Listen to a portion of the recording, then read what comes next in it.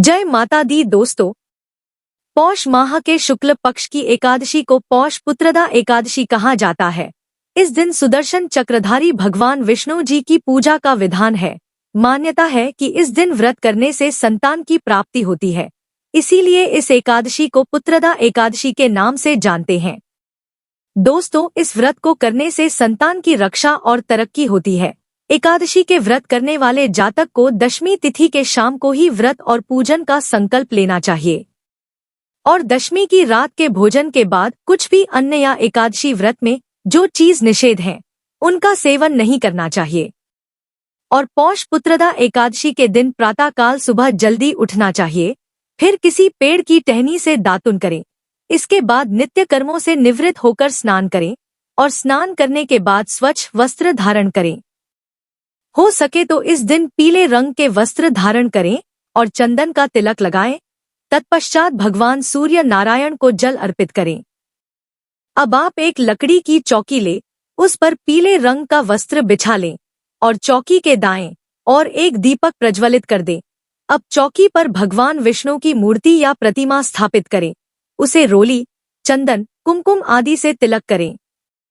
अक्षत अर्पित करें, पीले पुष्प, माला आदि चढ़ाए, जनेऊ अर्पित करें। इसके बाद पंचामृत में तुलसी दल डालकर भगवान विष्णु जी को भोग लगाएं और भोग लगाने के बाद फल आदि चढ़ाए। इसके बाद विष्णु सहस्त्रनाम या विष्णु चालीसा का पाठ करें। अब आप एक माला नमो भगवते वासुदेवाय मंत्र का करें। इसके बाद विष्णु जी की आरती करें। इस तरह से विधिवत एकादशी की पूजा को संपन्न करें। दोस्तों, एकादशी के दिन हो सके तो रात्रि जागरण करें। फिर व्रत के अगले दिन यानी द्वादशी के दिन प्रातःकाल जल्दी उठकर पुनः स्नान आदि करके भगवान विष्णु की विधिवत पूजा करें। इसके बाद किसी जरूरतमंद को या ब्राह्मण को भोजन कराकर दान दक्षिणा देने के बाद ही व्रत का पारण करना चाहिए। दोस्तों, जो पति पत्नी संतान प्राप्ति की कामना से इस व्रत को करें, उन्हें इस दिन बाल गोपाल यानी भगवान कृष्ण के बाल रूप का पूजन जरूर करना चाहिए। साथ ही उन्हें संतान गोपाल मंत्र का जाप भी करना चाहिए। चलिए जान लेते हैं कि साल 2025 में पौष पुत्रदा एकादशी का व्रत कब रखा जाएगा। तो आपको बता दें, पौष माह के कृष्ण पक्ष की एकादशी तिथि का प्रारंभ 30 दिसंबर 2025 को सुबह 7:50 से होगा और इसका समापन 31 दिसंबर 2025 को सुबह 5 बजे होगा। तो सामान्य लोग 30 दिसंबर 2025 दिन मंगलवार को व्रत रखेंगे, जबकि वैष्णव संप्रदाय यह एकादशी 31 दिसंबर 2025 दिन बुधवार को मानी जाएगी।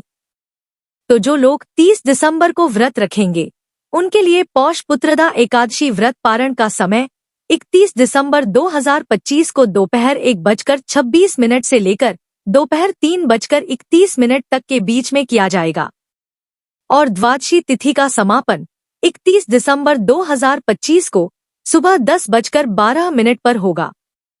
वहीं जो लोग 31 दिसंबर को व्रत रखेंगे, उनके लिए पौष पुत्रदा एकादशी व्रत पारण का समय 1 जनवरी 2025 को सुबह 7:14 से लेकर सुबह 9:18 तक के बीच में किया जाएगा। तो दोस्तों, यह जानकारी आपको अच्छी लगी तो कमेंट में जय श्री हरि या जय लक्ष्मी नारायण जरूर लिखें। वीडियो थोड़ा भी अच्छा लगा हो तो कृपया वीडियो को लाइक अवश्य करें, शेयर करें और साथ ही साथ हमारे चैनल को सब्सक्राइब करें। धन्यवाद।